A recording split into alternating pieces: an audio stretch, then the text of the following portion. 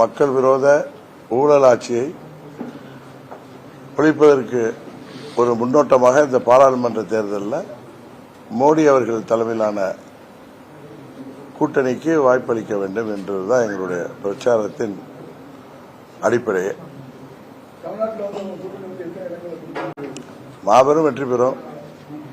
தமிழ்நாட்டில் 39 தொகுதிகளிலும் சிறப்பான முறையிலே தேர்தல் பணியாற்றிக் கொண்டிருக்கிறோம். மக்களுடைய வரவேற்பு பிரகாசமாக எங்களுக்கு இருக்கிறது. எனவே வெற்றி வாய்ப்பு உறுதியாகி கொண்டிருக்கிறது. தமிழகத்தை பொறுத்தவரைக்கும்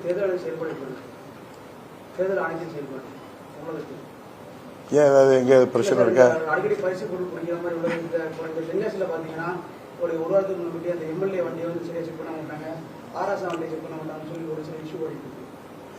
அதே மாதிரி அவங்க வண்டியெல்லாம் விட்டுட்டு நாங்கள் அன்னைக்கு டூர் முடிச்சுட்டு மிட் நைட்ல திருக்கூர்குடியில் தங்க வர்றோம். எங்க வண்டியை போட்டுக்கிட்டு ஒவ்வொரு பெட்டியை நான் ஒரு வாரம் டூரு துணி பெட்டியோடலாம் வர்றப்ப எல்லாத்தையும் இறக்கி வச்சு நீங்களே திறந்து பார்த்தீங்கன்னு சொல்லிட்டு ஒரு 10 நிமிஷம் அதெல்லாம் பார்க்க வச்சு தான் அழைச்சிட்டு போனோம். எங்களை வந்து எங்க வண்டியெல்லாம் செக் பண்ணாங்க.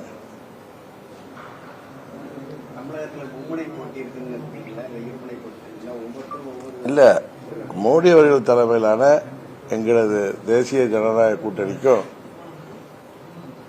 இந்த இந்தி கூட்டணிக்கு தான் இன்றைக்கு போட்டி இருக்கு. கச்சத்தீவு பிரச்சனையை இப்ப தொடர்ந்து வந்து இன்னைக்கு பாரத பிரதமர் வந்து கச்சத்தீவு பிரச்சனை இதுவரைக்கும் 10 ஆண்டு காலம் சூழ்நிலையில இப்போ தொடர்ந்து வந்து அந்த கச்சத்தீவு பிரச்சனை பற்றி பேசுறது நீங்க எப்படி சார் பாக்குறீங்க? இதுவரைக்கும் இல்லாத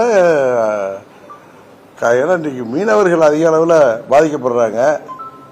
10 ஆண்டுகளாக பிரதமரிடம் டெய்லி மீனவர்கள் பிரச்சனை கொண்டு செல்லப்படுகிறது. வெளியுறவுத்துறை அமைச்சர் இலங்கை அரசாங்கத்தோடு போராடி அவர்களை எல்லாம் விடுதலை செய்ய வேண்டிய கட்டாயம் இருக்கிறது. இதுக்கெல்லாம் பிரச்சனை யாரு காரணம்?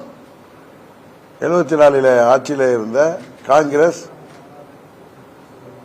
அன்றைக்கு முதலமைச்சராக இருந்த கருணாநிதி அவர்களும் தான் இந்த மாபெரும் வரலாற்று பிழைக்கு காரணம் என்பதனால அதை குற்றம் சாட்டி நாங்கள் அனைவருமே அதை குற்றச்சாட்டாக சொல்கிறோம். அதிமுக வந்து இந்த தேர்தலில் நிற்கிறது திமுகவுடைய கள்ள கூட்டணி வைத்திருக்கார்கள். நம்ம முன்னிலே சொல்லுவேன். இப்ப அதிமுக யார பிரைம் மினிஸ்டர் ஆகிறதுக்கு அவங்க கூட்டணி தேர்தலில் நிற்கிறாங்க. தேசிய ஜனநாயக கூட்டணி வெற்றி பெறுவதை தடுக்க வேண்டும். காரணம், இன்றைக்கு தமிழ்நாட்டில் ஆளுகின்ற திமுக ஆட்சிக்கு எதிரான மக்கள் மனநிலையில் இருக்காங்க. எதிரான வாக்குகள் எல்லாம் தேசிய ஜனநாயக கூட்டணிக்கு தான் வரப்போகுது. அதை தடுத்து ஏதாவது ஓட்டுகளை அவர்கள் பிரித்தெடுத்து ஸ்டாலினுக்கு வெற்றி வாய்ப்பை தேடி தர வேண்டும். அப்பதான் அவங்க மேலெல்லாம் வழக்கு போடாம உள்ள தள்ளாம இருப்பாங்கிற ஒரு சுயநலத்தால ஏற்பட்டிருக்கின்ற கள்ள கூட்டணி அது. நாம் தமிழர் கட்சி ஒருங்கிணைப்பாளர் சீமான் ஒரு குற்றச்சாட்டு பண்ணியிருக்காரு. அதாவது பாஜக தான் பல்வேறு பிரச்சனைகளுக்கு காரணம், இப்ப அவங்க கூட ஒரு கூட்டணியில இருக்கிறாங்க அப்படிங்கிற ஒரு குற்றச்சாட்டு. நாம் தமிழர் கட்சியின் தலைவர் ரொம்ப கோபமா ஆக்ரோஷமா அன்னைக்கு கம்பம் எனக்கு தொகுதியில் நான் இங்க இருந்தேன். அதை வந்து எனக்கு அனுப்பியிருந்தாங்க. அந்த கிளிப்பிங்லாம் பார்த்தேன் அவர் பேசுறதுதான். முதல்ல அவர் இவ்வளவு கோபப்பட்டு பேசுவதே சரியாங்கிறத அவர் யோசிக்கணும். நான் ஒன்னும் அவருக்கு சின்னம் கிடைக்க கூடாது என்று சொல்லவில்லை. அன்றைக்கு பாண்டே அவர்களுடைய அந்த சாணக்கியா டிவி பங்கன்ல பாண்டே ஒரு கருத்து சொன்னார். அப்ப நான் வந்து எனது கருத்தை ஆரோக்கியமான முறையில், ஏன்னா நான் 2017 இருந்து தேர்தல் ஆணையத்தில் அடிக்கடி போராடி வருபவர்களான எங்கள் அனுபவத்தையும் சொன்னேன். அதாவது இவர் திரு சீமான் அவர்கள் சொன்னதிலிருந்து, ஏற்கனவே தொலைக்காட்சி பேட்டிகள் சொன்னதிலிருந்து, இப்ப இந்த மைக் சின்னம் கேட்டப்ப கிடைச்சப்ப நாங்க கேட்கல, அவங்க கொடுத்தாங்க. முன்ன அப்படிதான் எங்களுக்கு விவசாய சின்னமும் நாங்க கேட்கல, தேர்தல் ஆணையம் கொடுத்த சின்னம் தான் அது அப்படின்னு சொன்னார். அதுல இப்ப அம்மா மக்கள் முன்னேற்ற கழகம் 2019 ஏப்ரல் 19 அன்னைக்கு நாங்க ரெசல்யூஷன் போட்டு உச்சநீதிமன்ற தீர்ப்புப்படி கட்சியை நீங்க ஆரம்பிங்கன்னு சொன்னப்ப நாங்க கட்சியை தொடங்கி ஏப்ரல் 22, 2019 தலைமை தேர்தல் ஆணையத்தில் அப்ளிகேஷன் போட்டதுக்கு அப்புறம் அதை அவங்க ஸ்க்ரூட்டினி பண்ணி அந்த ப்ராசஸ் முடிஞ்சு 2020 நவம்பர் மாதம் தான் அம்மா மக்கள் முன்னேற்ற கழகம் ரிஜிஸ்டர்ஸ் பண்ணாங்க, பதிவு செஞ்சாங்க. அப்ப எங்களுக்கு நான் 2017 ஆர்கே நகர்ல டிசம்பர்ல வெற்றி பெற்ற குக்கர் சின்னம் வேண்டும்னு கேட்டிருந்தோம். அப்ப அந்த குக்கர் சின்னத்தையும் அலாட் பண்ணி டிசம்பர் மாசத்துல எங்களுக்கு கொடுத்தாங்க, உங்களுக்கு ஞாபகம் இருக்கும். அப்ப என்ன சொல்லியிருந்தாங்கன்னா, அந்த ஆர்டர்ல 2 பொது தேர்தல்களுக்கு நீங்கள் இந்த சின்னத்தை பயன்படுத்திக் கொள்ளலாம். 2 பொது தேர்தல், அப்ப பாராளுமன்ற தேர்தல், சட்டமன்ற பொது தேர்தல் வந்துச்சு. அதுக்கப்புறம் இன்னொரு பொது தேர்தல், கன்சிக்யூட்டிவ்னு சொல்ல 2 பொது தேர்தல். இப்ப நாங்க இந்த தேர்தல் இருக்கிறதுனால அந்த சின்னத்தை கேட்டோம். சப்போஸ் நாங்க நாடாளுமன்ற தேர்தலில் நிக்காம இருந்தா 26 சட்டமன்ற பொது தேர்தலில் கேட்டிருப்போம். அதுல நீங்க ரெஜிஸ்டர் பார்ட்டி ரெகக்னைசேஷன் ஆனாதான் உங்களுக்கு இந்த சிம்பிள் கிடைக்கும். அதுக்கு சில விதிமுறைகள்லாம் இருக்கு, உங்களுக்கு தெரியும். நாங்க 21 தேர்தலில் அவர்கள் சொல்வது போல நாங்க ஒன்றும் பெரிய வெற்றி பெறல. 2017 ஒன்று தான் வெற்றி பெற்றோம், ஊரறிஞ்ச ரகசியம். நாங்க 2 அவங்களுக்கு சில கண்டிஷன்ஸ்லாம் இருக்கு, அது எல்லாமே எங்களுக்கு ஃபுல்ஃபில் ஆகுது. இன்னொன்று, இந்த ஆண்டு அவர் புரியணுங்கிறதுக்காக, அவர் புரிஞ்சுக்கணுங்கிறதுக்காக சொல்றேன், இந்த ஆண்டு ஜனவரி முதல் வாரத்தில் தேர்தல் ஆணையம் ஒரு புதிய அறிவிப்பை சொல்லியிருந்தாங்க. அதன்படி முதலில் வருபவர்களுக்கு முன்னுரிமை என்கிற கண்டிஷனோட இப்பொழுதே அதுக்காக அப்ளை பண்ணலாம் அப்படின்னு சொல்லியிருந்தாங்க. இதுக்கு முன்னாடிலாம் தேர்தல் அறிவிச்ச உடனே தான் நாங்கள் அப்ளை பண்ணுவோம், இல்லை தேர்தல் அறிவிக்க போதும் தெரிஞ்சா அப்போ அப்ளை பண்ணுவோம் அப்படின்னு கொடுத்திருந்தாங்க ஜனவரி. அப்போதான் திரு கமலஹாசன் அவர்கள் ஃபைல் பண்ணாரு. அவர் ஒன்றும் பாரதிய ஜனதா கட்சி கூட்டணியில் இல்லை, அதுக்கு எதிரான கூட்டணியில் இருக்காரு. அவர் சின்னம் கிடைச்சிச்சு. ஏன்னா அவரும் கட்சியை பதிவு பண்ணப்ப அந்த அவருடைய டார்ச் லைட் சின்னத்தை வேணும்னு சொல்லி கேட்டு நாங்கள் கேட்டதன் பேரில் கொடுக்கப்பட்டது அவருக்கும் எங்க சின்ன மாதிரியே. அந்த சின்னத்தை 2 தேர்தலில் பொது தேர்தலில் எங்களுக்கு கொடுப்பதற்கு அவர்கள் அப்பயே அனுமதி கொடுத்திருக்காங்க. இப்ப நீங்க சொன்ன மாதிரி அவர் கேட்கிறார், ஏன்னா இவர் ஃபைல் பண்ணதுக்கு முன்னரே யாரும் அதை கேட்கலையான்னு. யாரும் கேட்டிருந்தாலும் நான் ஃபைல் பண்ணதுக்கு முன்னாடி கேட்டிருந்தாலும் எங்கள் கோரிக்கையை நிராகரித்துட்டு அவங்களுக்கு கொடுக்க முடியாது. ஏன்னா ஏற்கனவே அவங்க கொடுத்த உத்தரவாதம் தானே 2 பொது தேர்தலில். அதே மாதிரி இருக்கிறப்ப ஒருவேளை அவங்க நான் அப்ளை பண்றதுக்கு முன்னாடி ஒருத்தர் அப்ளை பண்ணி வச்சிருந்தார், ஜனவரி 4 5 அறிவிப்பு வந்துச்சு, 7ஆம் தேதி ஒருத்தர் அப்ளை பண்ணாரு. நாங்க எங்களுக்கு பாதிக்காது அப்படிங்கிறதுனால நாங்க பிப்ரவரியில் தான் அப்ளை பண்ணோம், அப்பயே உடனே பண்ண வேணான்ட்டு. ஒருவேளை ஒருத்தர் ஃபைல் பண்ணி வச்சிருந்தாலும் எங்களுக்கு கேட்காம கொடுக்க முடியாது, எங்களுக்கு கன்சிடர் பண்ணாம கொடுக்க முடியாது. ஒருவேளை கொடுத்திருந்தாலும் நாங்க நீதிமன்றத்தில் போய் அந்த சின்னத்தை பெற்றுக்க முடியும். திரு சீமான் அவர்கள் அந்த கேஸ்ல அவருடைய இதுல இந்த அறிவிப்பு அவர் கேட்டு பெற்ற சின்னம் கிடையாது. முதல் முறையா தேர்தல் ஆணையம் ஒதுக்கிய சின்னம் தான் அவர் சொன்னதுபடியே. ஏற்கனவே தேர்தலில் போட்டிட்டாங்க, அது வேற. அந்த சின்னம் சுயேட்சை சின்னமாக தான் இருக்கு தமிழ்நாட்டை பொறுத்த வரைக்கும். எங்கள் சின்னமும் சுயேட்சை சின்னம் தான். அதே மாதிரி இருக்கிறப்ப எனக்கு தெரிஞ்சு வேறொரு மாநிலத்தில் ஒரு தேசிய கட்சி பதிவு செஞ்சு தமிழ்நாடு, ஆந்திரா, கர்நாடகா போன்ற மாநிலங்களில் எங்களுக்கு அந்த சின்னம் வேணும் அப்படின்னு கேட்டதுனால அதை அலாட் பண்ணியிருக்காங்க. இவர் நீதிமன்றங்கள் சென்றால் அங்குமே அது கிடைக்கல. அதனால பாண்டே சொன்ன கருத்துக்கு மறு கருத்து தான் நான் சொன்னேனே தவிர, எனக்கு தேர்தல் ஆணையம் எந்த அடிப்படையில் ஒதுக்குவாங்கங்கிறத நன்றாக அனுபவப்பட்டதுனால சொன்னேன். அது சீமான் அவர்களுக்கு கொடுக்காத ரைட்டுன்னு சொல்லல, கொடுக்க கூடாதுன்னு நான் எண்ணத்தில் சொல்லல. தேர்தல் ஆணையம் மறுத்திருக்கிறது சரிதான். இதுல ஒன்னும் அரசியல் பிரஷர்லாம் இருக்கிறது தெரியல. அது நீங்க அந்த கூட்டணியில் இருக்கிறதுனால உங்களுக்கு கொடுத்தாங்க, உங்களுக்கு முன்னாடி யாரும் ஃபைல் பண்ணல. நீங்க இதுல தகவல் அறிவு சட்டத்தில் போட்டு பாருங்களேன், அம்மா மக்கள் முன்னேற்ற கழகம் என்னைக்கு ஃபைல் பண்ணிருக்காங்க. அதுக்கு முன்னாடி யாராவது குக்கர் சின்னத்தை கேட்டிருக்காங்க, கேட்டு தெரிஞ்சுங்களேன்.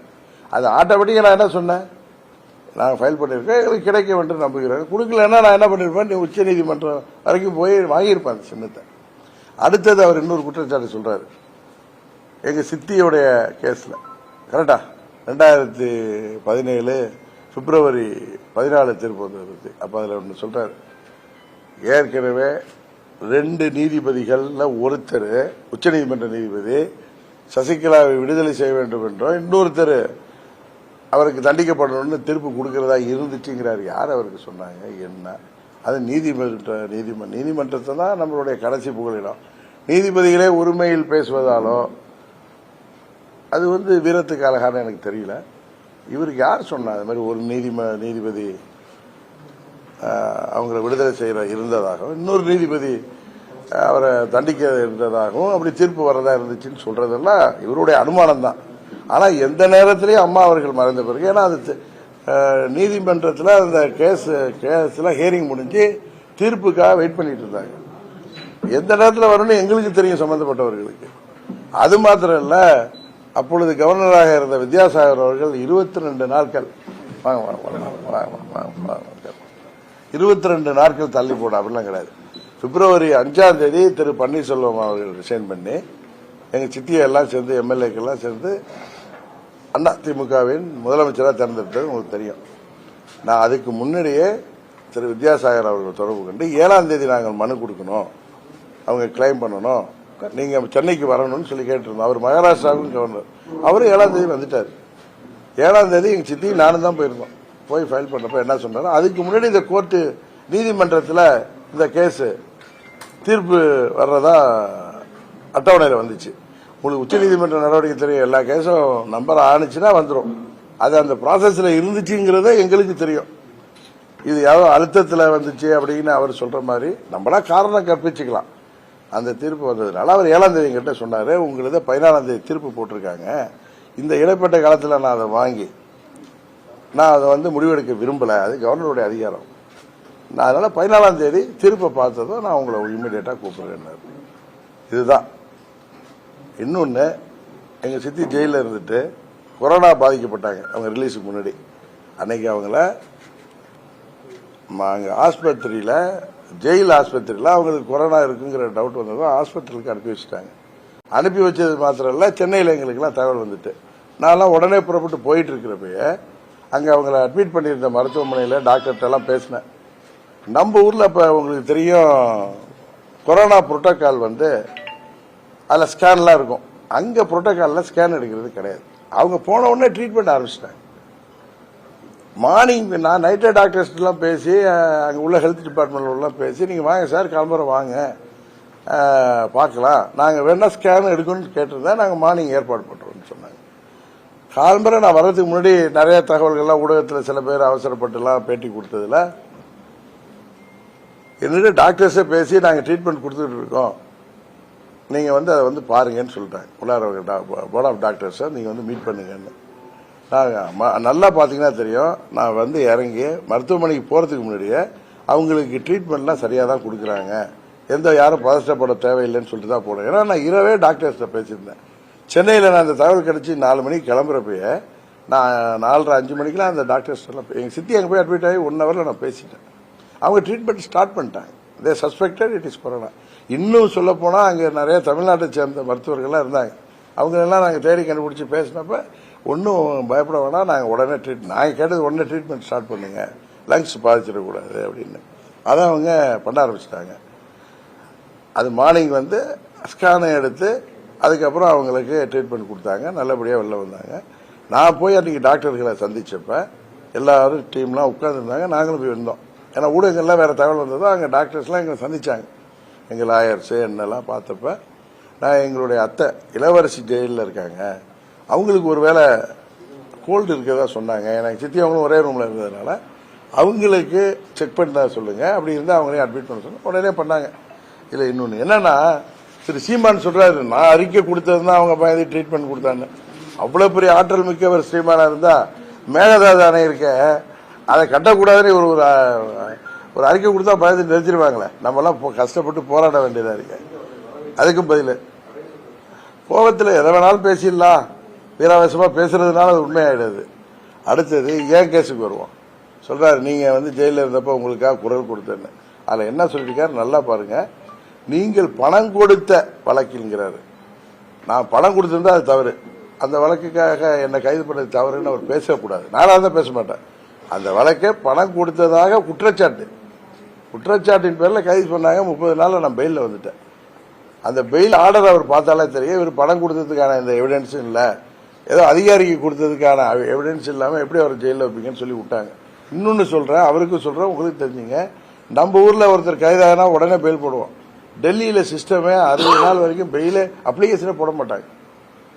60 நாள் வரைக்கும் 2 மாதம் கழிச்சு தான் போடுவாங்க. ஆனால் நாங்கள் முதல் 10 நாள்லேயே போட்டு எங்கள் கேஸ் வந்து 2வது வரவே வந்து 2வது இதை அப்பெல்லாம் ரிமாண்ட் அப்பெல்லாம் எனக்கு பெயில் வந்துட்டு. இவர் எனக்காக குரல் கொடுத்தது உண்மை, அதற்கு நன்றி. அதே நேரத்தில் நண்பர் திருமாவளவன் அவர்கள், ஷானவாஸ் அவர்கள் எல்லாருமே வந்து அப்போ கன்னட குரல் எழுப்பினார்கள். அதுக்காக அரசியல் ரீதியாக எனக்கு நல்ல நண்பர் திருமாவளவன். நாங்கள் ஒரு கூட்டணியில் இருக்கோம், நான் ஒரு நிலைப்பாட்டில் இருக்கேன், அவர் ஒரு நிலைப்பாட்டில் இருக்காரு, அது வேற. இன்னொன்று, இவங்களுக்கு சின்னம் கொடுக்கக்கூடாதுன்னு நான் சொன்னேன் அப்படிங்கிற மாதிரி ஒரு கோபத்தில் பேசுறதெல்லாம் தவறு. இன்னொன்று சொல்றேன், எங்க சட்டமன்ற உறுப்பினர்கள்லாம் போய் அடைச்சி வச்சிருந்தோம்னு சொல்றாரு. அது ரொம்ப காழ்ப்புணர்ச்சியில பேசுறாரு, ஒரு வன்மமா தெரியுது. சட்டமன்ற உறுப்பினர்லாம் எங்க சித்தி ஜெயிலுக்கு போறதுபடியே எல்லாரும் அவங்களா போய் ஒரு அந்த ரிசார்ட்ல இருந்தாங்களே தவிர யாரையும் அடைச்சி வைக்கல. அதுதான் உண்மை. இது வேற எதுவும் கேள்வி இருந்தாலும் அவரை கேட்க சொல்லுங்க. இன்னும் அவரை சேர்ந்தவர்கள் சரண்டர் ஆயிட்டீங்க அப்படின்னு. இவங்க மாவீரர்களுங்க, நாங்களாம் சாதாரண மனுஷங்க, மாவீரர்கள் அவங்க மாதிரி கிடையாது. நான் டிடிவி ஒரு சாதாரணமான ஆளு. நாங்கள் வந்து ஒரு இயக்கம் நடத்துகிறோம். இவங்க மாதிரி நாங்கள் பெரிய ஆள்கள் கிடையாது. எங்களுக்கு பெருசா தமிழில் பேசவும் தெரியாது. நாங்கள் அதனால வீரவசனம்லாம் பேச தெரியாது. நடந்தது உண்மை. அது மாதிரி நீதிபதிகள் எல்லாம் ஒருமையில் பேசுகிற அளவுக்கு நான் தரம் தாழ்ந்து கிடையாது. கோபத்தில் வார்த்தைகளை கொட்டிவிட்டு பிறகு அதெல்லாம் எடுக்க முடியாது. என்னை பொறுத்த வரைக்கும் என்னை பொறுத்தவரை அம்மா மக்கள் முன்னேற்ற கழகத்திற்கு தீய சக்தி திமுக ஒண்டிதான் எதிரி. எங்கள் துரோகிகள் அம்மாவுடைய கட்சியை கபலீகரம் செய்து வைத்திருப்பவர்கள், அவர்களிலிருந்து அந்த இயக்கத்தை மீட்டெடுக்கணுங்கிறதா எங்களுடைய நிலைப்பாடு. மற்ற யாரையும் திரு சீமான் அவர்களையோ மற்ற கட்சிகளையோ நாங்கள் யாரையும் தாக்கி பேசுகிறதை நீங்க பார்க்க முடியாது. ஏதாவது ஒரு கருத்துல நம்மளுடைய கருத்தை சொல்றது. சீமான் வந்து அதுல தேர்தல் ஆணையம் செய்ததை இன்றைக்கு சொல்ற தவறில்லைன்னு சொல்றேன். அதுக்காக சீமான் அவர்களுக்கு சின்னம் கிடைக்காது எனக்கு மகிழ்ச்சிங்கிறதுல நான் எடுக்கல. அவருக்கு சின்னம் கிடைக்காமல் போனதுல எனக்கு என்ன மகிழ்ச்சி இருக்கும் போது முடியும். அதனால அவர் புரிஞ்சுக்கணும். வாய் புளித்தது மாங்காய் புளித்ததுன்னு பேசுறது, அது தேனியில போய் நின்று தேனி மக்கள் எனக்கு 25 ஆண்டு அந்த தொகுதியோட நான் இணைந்தவன். இன்னும் அவர் கட்சியை சேர்ந்த இன்னொரு ஏதோ சாட்டை ஒருத்தர் சொல்றாரு, இவருக்கு என்ன மக்கள் செல்வர் இவரா பட்டம் வச்சுக்கிட்டாரு, அது நடிகர் விஜய் சேதுபதிக்கான பட்டங்கிறாரு. நான் வந்து 2000 அங்க உள்ள மக்கள் எனக்கு கொடுத்த பட்டம் யாரும் கட்சிக்காரங்களும் கொடுக்கல. அந்த பட்டம் எனக்கு யாரு கொடுத்தாங்களோ எனக்கு தெரியாது. நான் அந்த பட்டத்தெல்லாம் சொல்லிக்கிறது இல்லை, அவர்கள் போடுவார். நீங்க பாருங்க, எங்க தலைமை கழக அறிவிப்பாளர் மக்கள் செல்வர் டிடிவின்னு எதுவும் வராது. அது வந்து விஜய் சேதுபதி நல்ல நடிகர், அவருக்கு அந்த பட்டம் கொடுத்திருக்கிறது மகிழ்ச்சி. அவர் எப்ப நடிக்க வந்தாருங்கிறது உங்களுக்கு தெரியும், அவருக்கு அந்த பட்டம் எப்ப கொடுக்கப்பட்டது தெரியும். கோபத்துல பொய்யெல்லாம் உண்மை, வீரவசனம் பேசி பொய்யெல்லாம் உண்மையாக்க முடியாது. நாங்க வந்து சரண்டர் ஆயிட்டோம் அப்படின்னு பேசுறது அது அவங்க எண்ணமா இருக்கணும். நாங்கள் ஒரு கட்சியோட கூட்டணி வச்சிருக்கோம். இன்னும் நல்லா நான் இருக்கு, நாங்கள் கூட்டணிக்கு அன்கண்டிஷன் சப்போர்ட் சொல்லிட்டு நான் மத்திய அமைச்சர்கள்லாம் சென்னைக்கு வந்தப்ப திரு கிஷான் ரெட்டி, ஆனரபிள் வி.கே. சிங், மாண்புமிகு முருகன், தமிழ்நாடு பாஜக கட்சி தலைவர் அண்ணாமலை அவர்கள் எல்லாரையும் பார்க்க போயிருந்துட்டு வந்தப்ப உங்களுக்கு எது நிபந்தனை இருக்கா, நிர்பந்தம் இருக்கா, உங்களை வந்து அந்த சின்னத்தில் நிக்க சொல்றாங்கலாம் பல புரளிகள் கிளம்பிச்சு. நான் சொன்னேன், இந்த டிடிவி தலைவராக எந்த நிர்பந்தத்துக்கு ஆள மாட்டான் உங்களுக்கு தெரியும்னு சொன்னேன். சரிதானே? அது மாதிரி எனக்கு எந்த நிர்பந்தமும் இல்லை. அது மாதிரி எங்களை வந்து நீங்க வந்து எங்களை சின்னத்தில் நிக்கணும்னு சொல்லி யாரும் எங்களை நிர்பந்திக்கவும் இல்லை, நிபந்தனையும் போடல. எங்க சின்னம் தானா கிடைச்சிச்சு. இது வந்து நான் இப்ப கமலஹாசனுக்கு எப்படி கிடைத்ததோ, அவர் வந்து பாஜக கூட்டணியில் கிடையாது, அதே போல மக்கள் நீதி மையத்துக்கு எப்படி அவங்க அப்ளை பண்ணி கிடைச்ச மாதிரி எங்களுக்கு அதே மாதிரி தகுதி இருக்கிறதுனால எங்களுக்கு கிடைச்சிது. இதே நான் நண்பர், நான் அவரை நண்பராக தான் கருதுறேன். ஏன்னா எங்க சித்தப்பா வரைந்த எம்என் அவருடைய நண்பர் இவரு, அவர்லாம். அதனால எனக்கு அவரை நட்பா தான் பாக்குறேன். அவர் அப்படி கோபப்பட்டு அவருக்கு கொடுக்க கூடாதுங்கிற எண்ணமும் கிடையாது. அவர் நான் அன்னைக்கு சொன்னேன், அவர் முன்பே அதை ஆன் டைம்ல ஃபைல் பண்ணியிருந்தாருன்னா அவங்க இவரை கேட்காம முடிவு பண்ணிருக்க முடியாது. இன்னொரு ஸ்டேட்ல அவங்க கேட்கிறப்ப இது சுயேட்சையா இருக்கிற சின்னத்தை கொடுத்திருப்பாங்க. ஏன் குக்கர் சின்னத்தையே அது மாதிரி ஒரு தேசிய கட்சி கேட்டிருந்தா இவங்க ஒருவேளை அலாட் பண்ணியிருந்தாலும், நான் நீதிமன்றம் போயிருந்தேன்னா எனக்கு ஏற்கனவே இவங்க சொல்லியிருக்காங்களே 2 பொது தேர்தல்கள்ல இந்த சின்னம் உங்களுக்கு கொடுக்கப்படும், நீங்க அதுக்கப்புறம் இந்த இதெல்லாம் நிறைவேற்றினீங்கன்னா உங்க கட்சி ரெகக்னைஸ் பார்ட்டி ஆகும்னு சொல்லியிருக்காங்க. இப்ப இதை நீங்களும் புரிஞ்சிருப்பீங்கன்னு நினைக்கிறேன். திரு சீமான் அவர்களும் புரிஞ்சுக்குவாருன்னு நினைக்கிறேன். இதுக்கு மேல அவர் எதுவும் அரசியலுக்காக பேசினா அதை நம்ம ஓரம் கட்டி விட்டு நம்ம வேலை பார்க்கலாம். பிரதமர் நம்ம தொடர்ந்து தமிழ்நாட்டில் இது வரைக்கும் 5 முறைக்கு மேல வந்துட்டு இருக்காரு. உதயநிதி பிரச்சாரத்தில் தொடர்ந்து பாரத பிரதமர் தமிழகத்தில் வந்தாலும் குறிப்பிட்ட அளவுக்கு வெற்றி பெற முடியாது அப்படின்னு சொல்லி தேர்தல் பரப்புரை மேற்கொண்டு வருது. குறிப்பா டெபாசிட் கூட வாங்க முடியாது அப்படின்னு சொல்றாரு. கொஞ்சம் கருத்து.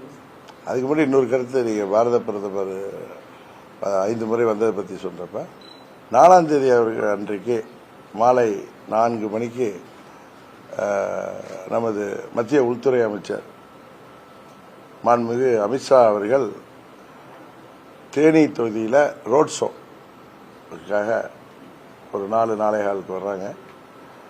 5 மணி வரை அங்கே ரோட் ஷோ முடித்துட்டு அவங்க மதுரையில் மீட்டிங் போகிறதா எங்களுக்கு தகவல் வந்திருக்கு. அதை மகிழ்ச்சியாக உங்களுக்கு சொல்லிக் கொடுக்குறேன். 5ஆம் தேதி அவங்க தென்காட்சி வர்றாங்க.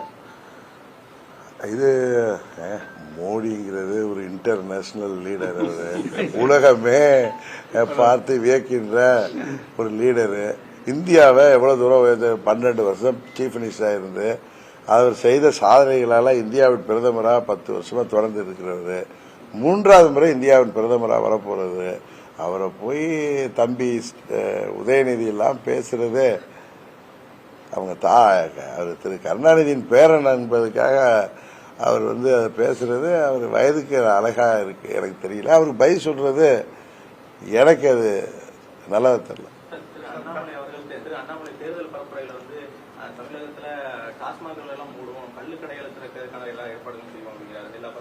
நீ நல்லதானே இது. இப்ப நான் தேனி தொகுதியில நான் இப்ப 7-8 நாள் அங்க ஒரு டூர் முடிச்சுட்டு வரேன். சொல்லி வச்ச மாதிரி ஒவ்வொரு கிராமத்திலையும் நான் பேசுற இடங்கள்லாம் நான் பேசிட்டு வெயிட் பண்ணுவேன். பெண்கள் எல்லாம் இந்த மதுக்கடைகளை மூடுங்க, எங்க குடும்பத்துல பிரச்சனை வருது, அரசாங்கத்துக்கு வருமானம் வருதுன்னு சொல்லிட்டு எங்க குடும்பத்துல பிரச்சனை வருதுன்னு பேசியிருக்காங்க. எங்க வீடியோ ரெக்கார்டிங்ல இருக்கும். திரு அண்ணாமலை சொல்ற கருத்தை எங்களுக்கு அம்மா இருந்தப்பயே மதுக்கடைகளை படிப்படியா நான் குறைத்து மூடுவேன்னு சொன்னாங்க. அம்மா இன்னைக்கு இல்லை. தமிழ்நாட்டில் மதுக்கடைகள் எல்லாம் மூடப்பட்டு கள்ளுக்கடைகள் சாத்தியம் இருக்கு. மதுக்கடை மூடலாமே. நீங்க எங்க இந்திய கூட்டணி கையில் ஆட்சியை கொடுங்க, நாங்க செஞ்சு காமிக்கிறோம்.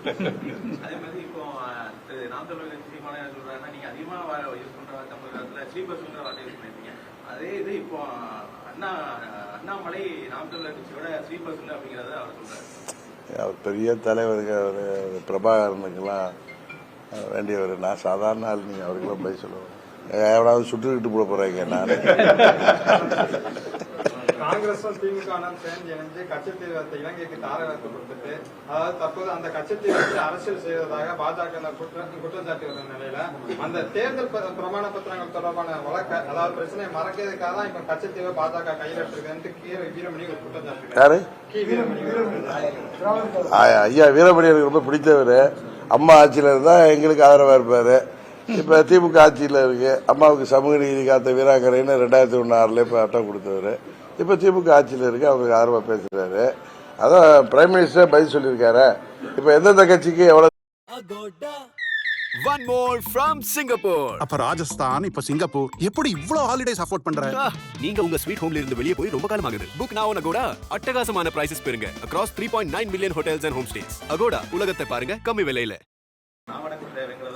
எனக்கு லாவணக்க தேவையா? நான் என்னுடைய உயரம் தெரிந்தவன், என்னுடைய பலம் என்னன்னு தெரிஞ்சவன். நான் எனக்கு அவர் மாதிரிலாம் பேச வராது. அவர் எனக்கு சொன்னார், நாங்கெல்லாம் நாயா இருந்தோம். அவர் தான் சொன்னார் இப்ப சிங்கமா மாறிட்டோம்னு. நான் சொன்னேன், நாய் என்னைக்கு இங்க சிங்கமாக முடியும்? நாய் வேணா ஓனாயாக முடியும். இன்னொன்னு இன்னைக்கு சொல்றேன், நாய் நன்றி உள்ள பிராணி. அதோட நீங்க உதயகுமார் எல்லாம் கம்பேர் பண்ணாலே நாயெல்லாம் கோச்சிக்கும். ஆமா. இன்னொன்னு சொன்னாரு, இவர் ரெட்டலை இவரு பன்னீர்செல்வம் எல்லாம் நிக்கிறாங்க, சகோதரர் பன்னீர்செல்வம். நான் 2017 அம்மாவுடைய தொகுதியில பை எலெக்ஷன்ல ஆர்கே நகர்ல ரெட்டலை எதிர்த்து நான் போட்டியிட்டேன். குக்கர் சின்னத்தில் எனக்கு மக்கள் மாபெரும் வெற்றி. அம்மாவுடைய தொகுதியில அங்கீகாரம் கொடுத்தாங்க. சும்மா பயத்துல ஏதாவது உதயகுமார் எல்லாம் இன்னைக்கு பேசுற அளவுக்கு காலம் அப்படி இருக்கு, அவ்வளவுதான் பேச முடியும். சார், கடந்த சட்டமன்ற தேர்தலில் வந்து கனிமொழி வந்து சொன்னாங்க, தமிழகத்துல இளம் விதவைகள் நிறைய இருக்கிறாங்க, அதனால மதுக்கடைகளை மூடுவேன். அது ஆட்சிக்கு வர்றதுக்காக அவங்க குடும்பம் சொல்ற பொய் அது. ஆட்சிக்கு வந்து அதெல்லாம் மறந்துடுவாங்க. இப்ப கேளுங்களா, கனிமொழி அக்கா நீங்க தானே கேட்கணும், இங்க தானே இருக்காங்க அவங்க, வராங்களா கேளுங்க. நான் டிடிவி தினகரன் கேட்டேன், அவங்களே கேளுங்க, அவங்க தானே பதில் சொல்லணும். இதையெல்லாம் குறைச்சிட்டு இவங்க கொடுக்குற மதுவில் வந்து யாரும் சாப்பிட மாட்டாங்களோ. இப்போதான் அவங்க அண்ணன் சொன்னார்ல, நாங்கள் ஆட்சிக்கு வந்தால் வந்து ஒரு துளி மது கூட இல்லாம பண்ணுவேன்னு சொன்னாரு. அப்ப கூட பரவாயில்ல, எங்க தஞ்சாவூருக்காரு திருந்திட்டாங்க போல இருக்குன்னு நினைச்சேன். ஆனா இப்ப தெரியுது மதுலாம் வேணாம், அதை விட ஜாஃபர் சாதிக்கு சரக்கு தர்றோம் நாங்க தமிழ்நாடு ஃபுல்லா, அதை சாப்பிட்டு எல்லா பேரும் செத்து போங்கன்னு சொல்றாரு. புரியுதா இல்லையா? அது இளைஞர்களையும் மாணவர்களையும் குறிவைத்து போதை மருந்து விற்பனை தமிழ்நாட்டில் நடக்குது. அதை தான் சொல்லியிருக்காரு. அதனால பிரதமரே இன்னைக்கு வருத்தப்பட்டு சொன்னாரு, தமிழ்நாட்டில் ஆளுகின்ற கட்சியோட துறையோட போதை மருந்து வியாபாரம் நடக்குது. இன்னைக்கு அவர் என்ன சொன்னாரு, குடிக்காதீங்க, கஞ்சா அபின்னு ஹெராயின் இதை மாதிரி பொருட்களை வாங்கி உபயோகிங்கன்னு சொல்றாங்க. நீங்க கடையில போனா அந்த கடலை மாவு வாங்கினா கூட பார்த்து வாங்குங்க, இந்த ஆளுங்க அதில் கூட அதை வச்சு கொடுத்து பழக்கத்தை உருவாக்குவாங்க. அமைச்சர் வந்து மூர்த்தி வந்து தேனி தொகுதியில தங்கத்தமிழ்ல ஜெயிக்க வைப்பேன், அப்படி ஜெயிக்க வைக்காட்டி நான் வந்து பதவி ராஜினாமா பண்ணணும்னு சொல்லியிருக்கிறாரு. அவர் ஏதோ பதஷ்டத்தில் பேசுறாரு, அதுக்கெல்லாம் போய் நம்ம போய் சொல்ல முடியுமா? அது தேனி தொகுதி மக்கள் எல்லாத்தையும் பார்த்துட்டு தானே இருக்காங்க. இவர் பேசுறது, அண்ணன் சீமான் பேசுறது, அது கம்பத்தில் போய் பேசுறது, எல்லாத்தையும் பார்த்து தான் இருக்காங்க. தினகரன் வந்து சரண்டர் ஆயிட்டாரா இல்லையா, தினகரன் பயந்தாங்குழியா இல்லையா, யாரு வீரன் எல்லாம் அவங்களுக்கு தெரியும். ஏன்னா என்னோட 25 ஆண்டுகள் தொடர்பு உள்ளவங்க, அவங்களுக்கு தெரியும். நான் அப்படிலாம் அப்படி அகம்பாவத்தோட எல்லாம் சும்மா பேசினாலும் அகம்பாவத்தோட பேசுறேன்னு கேட்கிறாரு. அதுதான் நான் உங்களுக்கு நல்லா சாஃப்டா சொன்னேன். தேனி தொகுதி மக்கள் அதை முடிவு செய்வாங்கன்னு சொன்னேன். தேசிய ஜனநாயக கூட்டணி மீண்டும் ஆட்சிக்கு வரும் பட்சத்துல தமிழகத்துல இருந்து அம்மா மக்கள் முன்னேற்ற கழகம் அமைச்சரவையில் இடம்பெற வாய்ப்பு இருக்கா? அதாவது தேசிய ஜனநாயக கூட்டணி மீண்டும் மத்திய அரசாங்கம் வரப்போது பட்சம்லாம் இல்ல, உறுதியாக பிரதமராக மோடி வரப்போறாரு. எங்களுக்கு அது போன்ற கோரிக்கை எல்லாம் இது இல்லைங்க. நம்ம தேனி தொகுதியில் பாராளுமன்ற உறுப்பினராக நான் வெற்றி பெறணும். திருச்சியில எனது நண்பர் செந்தில்நாதன் வெற்றி பெறணும். 39 தொகுதிகள், பாண்டிச்சேரி 40 தொகுதிகளிலே நாங்கள் மாபெரும் வெற்றி பெறணும். தமிழ்நாட்டிற்கு தேவையான திட்டங்களை மோடி அவர்களிடமும் மத்திய அரசாங்கத்திடமும் பெற்றுத்தரணும். என் தொகுதிக்கு தேவையான திட்டங்களை, மக்களின் தேவைகளை பூர்த்தி செய்யணும். அதுக்கு மேலாம் பெரிய ஆசை கிடையாது. நீங்க பார்க்க போறீங்களா? வாங்க, அப்படியே போயிடாதீங்க.